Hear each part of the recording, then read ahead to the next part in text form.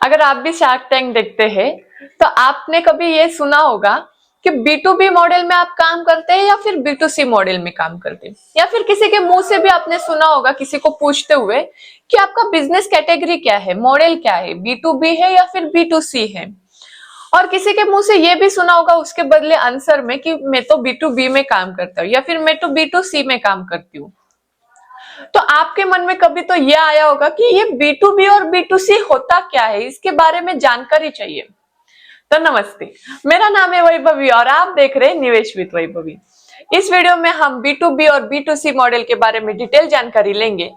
अगर आप मुझे पहले से फॉलो करते हैं या फिर आपने मुझे सब्सक्राइब करके रखा है तो आपको मालूम होगा मैंने इस चैनल पे बिजनेस के रिलेटेड एक सीरीज चालू की है, जिसमें से ये इस सीरीज का थर्ड पार्ट है। तो इस वीडियो में हम जानेंगे B2B मॉडल क्या है और B2C मॉडल क्या है। तो वीडियो लास्ट तक जरूर देखिए क्योंकि ये वीडियो आपके लिए बहुत नॉलेजेबल होने वाली है। तो चलिए शुरू करते हैं।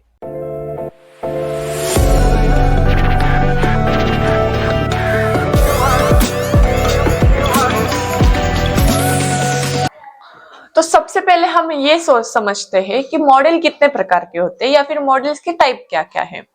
तो मॉडल दो प्रकार के होते हैं, B2B और B2C। तो B2B मतलब क्या? B2B मतलब बिजनेस टू बिजनेस ट्रांजैक्शन, मतलब जो ट्रांजैक्शन एक बिजनेस के थ्रू दूसरे बिजनेस में होता है उसे हम B2B मॉडल बोलते हैं। और B2C मॉडल मतलब क्या? मतलब जो ट्रांजैक्शन बिजनेस टू कंज्यूमर या फिर बिजनेस टू एंड यूजर होता है, जिसको आगे कोई बेचने वाला नहीं है, जिसका पर्सनल यूज होता है, उसे हम B2C मॉडल बोलते हैं। तो इसको हम एक एग्जाम्पल के थ्रू समझते हैं।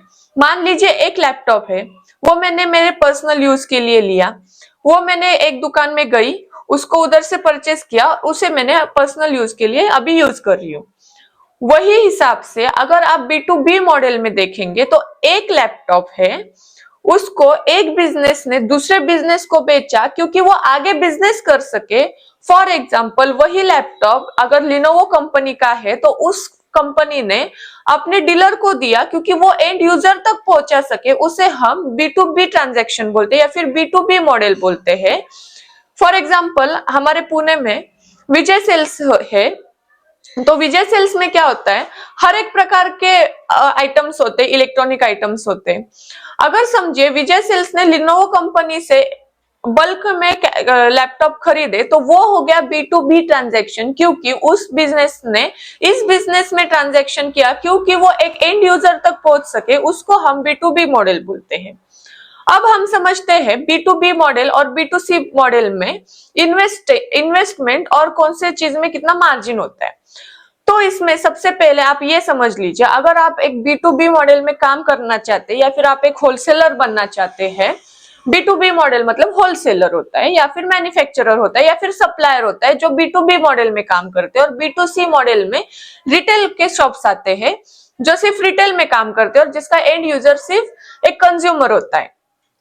तो अगर आप एक होलसेलर बनना चाहते हैं या फिर आप एक डीलर बनना चाहते हैं, सप्लायर बनना चाहते हैं, तो आपके पास कम से कम मिनिमम लैक्स में, थाउजेंड्स में नहीं, लैक्स में इन्वेस्टमेंट्स होना चाहिए। हाँ, कोई कोई बिजनेस में इतनी इन्वेस्टमेंट नहीं लगती है, वो भी एक B2B मॉडल हो सकते हैं, लेकिन 90% ऑफ द बिजनेसेस उसमें आपको लैक्स में, कहीं कहीं तो करोड़ में आपको इन्वेस्टमेंट होनी चाहिए। क्योंकि अगर आप समझिए, आप एज्यूम कीजिए कि आपके पास एक कंपनी आई है बल्क में कुछ चीज खरीदने के लिए।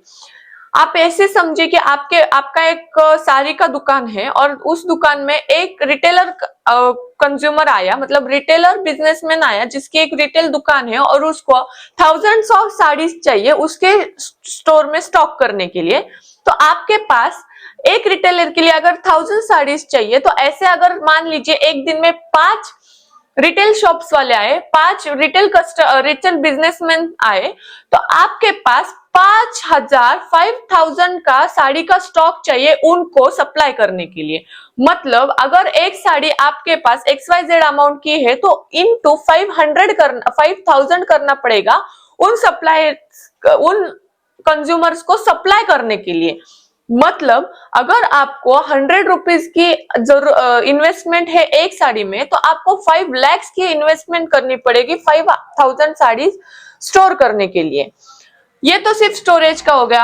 आपको वो साड़ी स्टोर करने के लिए जगह भी उतनी बड़ी लगेगी, तो आपको उतना रेंट देना पड़ेगा। वो साड़ीज का स्टॉक मेंटेन करने के लिए, अकाउंट देखने के लिए, सप्लाई करने के लिए सेल्समैन चाहिए, या फिर सेल्स करने के लिए एक सेलमैन चाहिए, एक अकाउंटेंट चाहिए और एक स्टॉकिस्ट चाहिए। तो इन 3 लोगों का आपको पेमेंट देना पड़ेगा, सैलरी देनी पड़ेगी। मतलब सबसे पहले हो गई आपकी इन्वेस्टमेंट, दूसरी हो गई आपकी मैन पावर, और तीसरी हो गई आपका रेंटर इश्यू या फिर रेंटल पेमेंट। तो इन सबको आपको अगर आप कुल मिला ले तो आपका रिटेल शॉप से कई गुना ज्यादा बड़ा इन्वेस्टमेंट होता है। लेकिन अगर आप B2B मॉडल के बारे में बात करेंगे तो इसमें आपको हर बार नया कंज्यूमर ढूंढने की जरूरत नहीं होती है, क्योंकि जिसने आपसे पहले भी मटेरियल लिया है, अगर आपका स्टॉक अच्छा है, आपकी क्वालिटी अच्छी है, तो वही कंज्यूमर आपके पास से रिपीट मटेरियल लेगा। इस केस में क्या होता है, अगर आपने एक साड़ी बेचनी है तो उस केस में आपको एक साड़ी की जगह पे 100 साड़ीज खरीदने वाला एक ही आदमी मिल जाता है, जो कि मार्केट में जाके आपकी साड़ी सप्लाई करने वाला है। तो B2B मॉडल में क्या होता है, आपकी इन्वेस्टमेंट भले ही ज्यादा हो, मार्जिन के बारे में हम आगे बात करेंगे, लेकिन आप ऐसे समझिए मार्जिन भले ही कम हो, लेकिन आपका टर्नओवर करोड़ में होता है, जबकि उसी रिटेलर का टर्नओवर लैक्स में होता है। तो ये बहुत बड़ा डिफरेंस होता है B2B और B2C मॉडल में। उसमें और एक बात आपको ऐड कर देती हूँ, आपको हर बार नए नए कस्टमर ढूंढने की जरूरत है ही नहीं, लेकिन जैसे ही आपका एक B2B वाला, मतलब जैसे ही आपका एक रिटेलर बिजनेसमैन आगे जाएगा, वैसे ही आपकी सेल भी बढ़ने वाली है। मतलब इसके मेहनत के ऊपर आपका ये बिजनेस भी उतना ही ग्रो होने वाला है, क्योंकि after all end of the day वो आप ही से मटेरियल लेने वाला है। और दूसरी बात, कस्टमर की लॉयलिटी। मतलब अगर आपने एक कस्टमर अच्छे से आपने से जोड़ के रखा, तो वही कस्टमर सालों साल आपसे रिपीट मटेरियल लेने वाला है। इस केस में आपके पास कस्टमर लॉयलिटी बन जाती है। कस्टमर जो आपसे मटेरियल लेने वाला है, वो आपका एक लॉयल कस्टमर बनता है, जो कि मार्केट में जाके आपके नाम का प्रमोशन करने वाला है। उसमें अगर आप B2C केस में लेंगे तो उधर आपको हर रोज एक नया कंज्यूमर ढूंढना पड़ेगा, क्योंकि मान लीजिए अगर एक लड़की, या फिर अगर समझिए मैं अगर आज साड़ी लेने के लिए गई, तो मैं तो कुछ महीने के बाद फिर से नई दुकान में नई जगह पे नई साड़ी लेने के लिए जाऊंगी। मैं उसी दुकानदार के पास वही साड़ी, उसी प्रकार की साड़ी लेने के लिए बिल्कुल नहीं जाऊंगी, क्योंकि मुझे अलग चाहिए, कुछ तो अलग रेट चाहिए, अलग डिजाइन चाहिए और अलग रिटेलर चाहिए।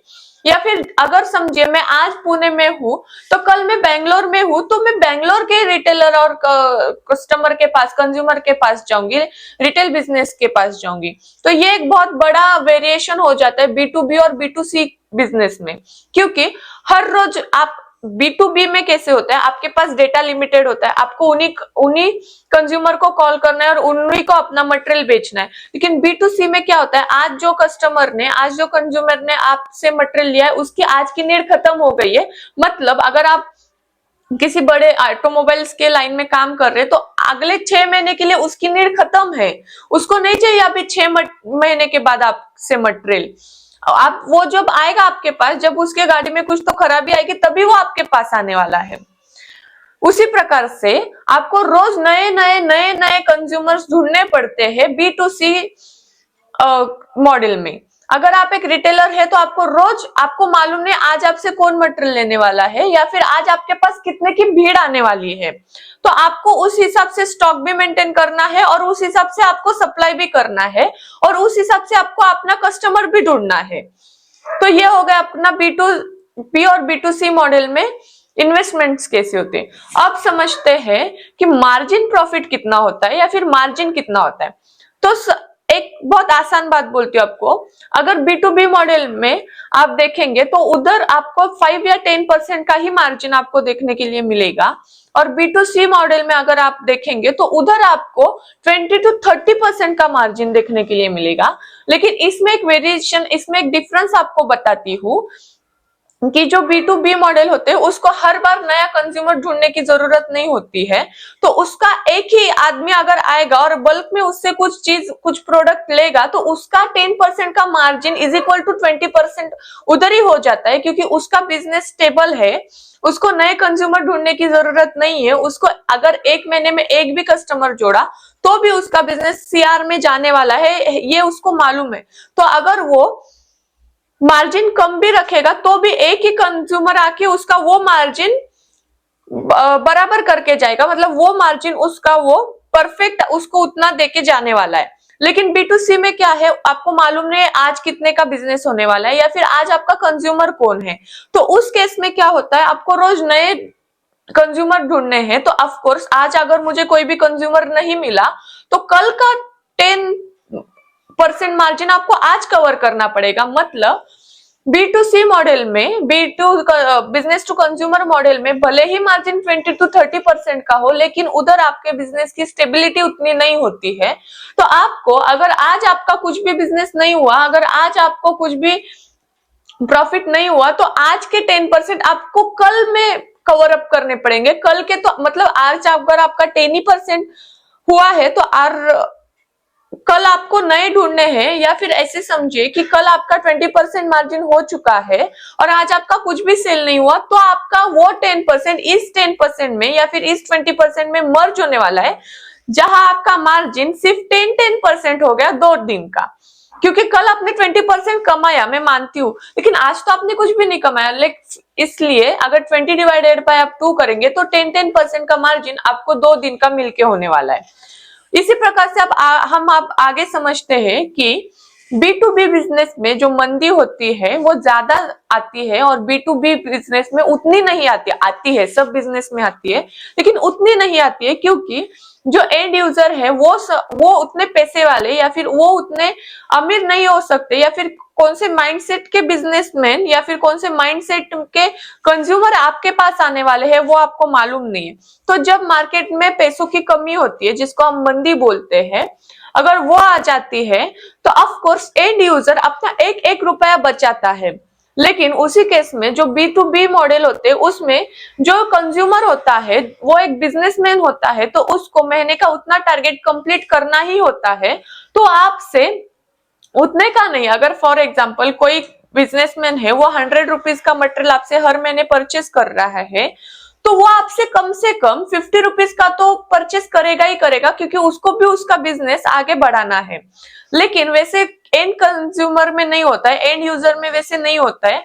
अगर मंदी आ जाए तो हर कोई आदमी, हर कोई कंज्यूमर एक एक रुपया बचाना चाहता है, जिसकी वजह से मंदी का इफेक्ट कंज्यूमर मतलब B2C बिजनेस में ज्यादा दिखाई पड़ता है as compare to B2B business या फिर B2B मॉडल।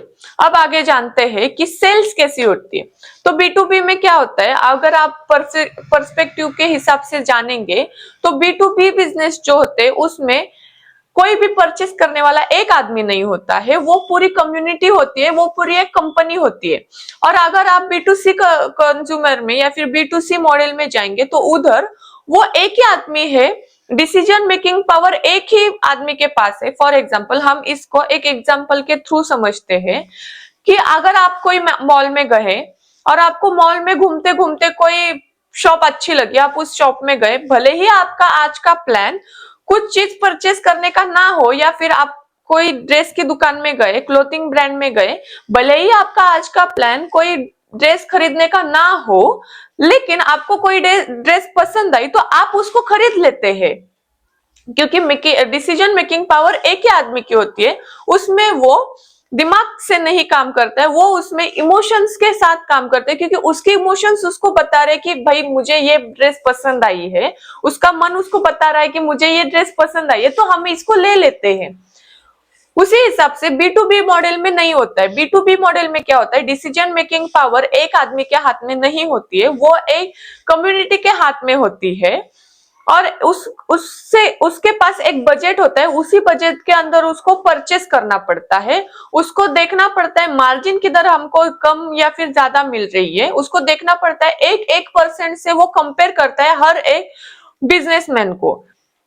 फॉर एग्जाम्पल अगर आपसे कोई क्लोथिंग वाला आपसे मटेरियल परचेस कर रहा है तो वो ये देखेगा कि अभी ट्रेंड क्या चल रहा है, अभी मार्केट कैसे चल रहा है, और उस हिसाब से वो आपसे क्लोथ्स खरीदी करने वाला है। ना कि वो मन से ये करेगा कि अरे ये कलेक्शन मुझे पसंद आया तो मैं ये कलेक्शन लूंगा।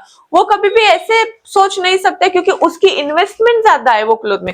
अगर मैं एंड यूजर हूं तो मेरी इन्वेस्टमेंट कितनी है वो क्लोथ में, 100 रुपीज, 200 रुपीज, 3000 रुपीज, उससे ज्यादा नहीं है। लेकिन जो मुझसे परचेस कर रहा है उसकी इन्वेस्टमेंट लैक्स में है, तो उसको उस हिसाब से, उस कैटेगरी के हिसाब से उसके पास स्टॉक अवेलेबल करना है, उसको मल्टीपल चीजों में उसका पेमेंट इन्वेस्ट करना है। इस वजह से वो कभी भी आपके पास से 1% के लिए भी झगड़ा कर सकता है कि 1% भी उसके लिए बहुत मायने रखता है, क्योंकि उसकी इन्वेस्टमेंट उतनी है।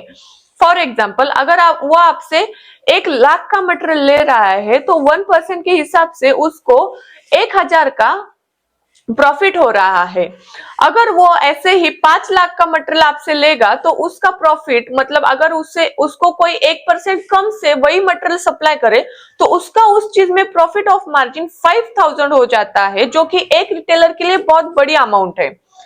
तो अगर आपको B2B बिजनेस में काम करना है तो आपको बहुत ज्यादा इन्वेस्टमेंट करनी पड़ेगी और बहुत ज्यादा मार्जिन, प्रॉफिट मार्जिन ये करना पड़ेगा, क्योंकि B2B में क्या होता है, क्या बोलते हैं, बार्गेनिंग उतनी नहीं होती है। B2B में बार्गेनिंग, हम अगर सड़क से जा रहे हैं तो अगर कोई सड़क पे कोई बैठा है या फिर किसी की रिटेल दुकान है, अगर वो कोई टॉप 500 रुपए में बेच रहा है तो आप उसको झट से बोल सकते नहीं ये तो मुझे 250 में चाहिए। लेकिन B2B में वैसे नहीं होते, उधर मार्जिन के, मतलब परसेंटेज के हिसाब से बिजनेस कम या फिर ज्यादा, या फिर प्रॉफिट कम या फिर ज्यादा होता है।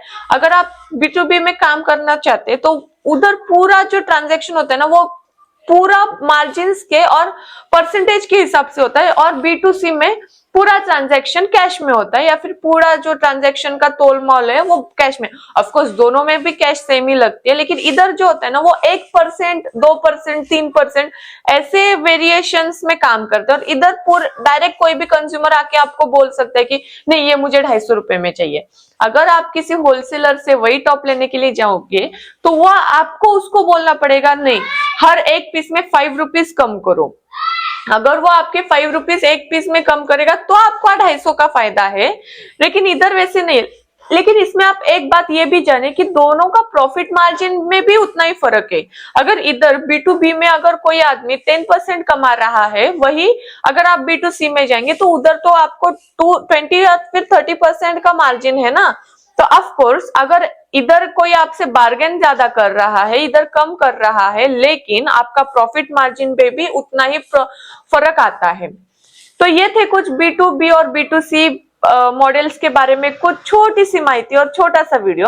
अगर आपको ये वीडियो आज का पसंद आया हो और आप भी बिजनेस में काम करना चाहते हैं तो मेरे चैनल को जरूर सब्सक्राइब करें, क्योंकि मैंने इस चैनल पे बिजनेस के लिए एक सीरीज चालू की है जिसमें हम बिजनेस के बारे में सब कुछ डिटेल माहिती लेने वाले हैं। तो जरूर मेरे चैनल को जाके सब्सक्राइब करें, और आज का वीडियो आपको थोड़ा सा भी नॉलेजेबल लगा हो तो जरूर इस वीडियो को लाइक करें और शेयर करें, क्योंकि दूसरे भी लोगों तक ये नॉलेज पहुंच सके। तो मिलते हैं नेक्स्ट वीडियो में, तब तक के लिए थैंक यू।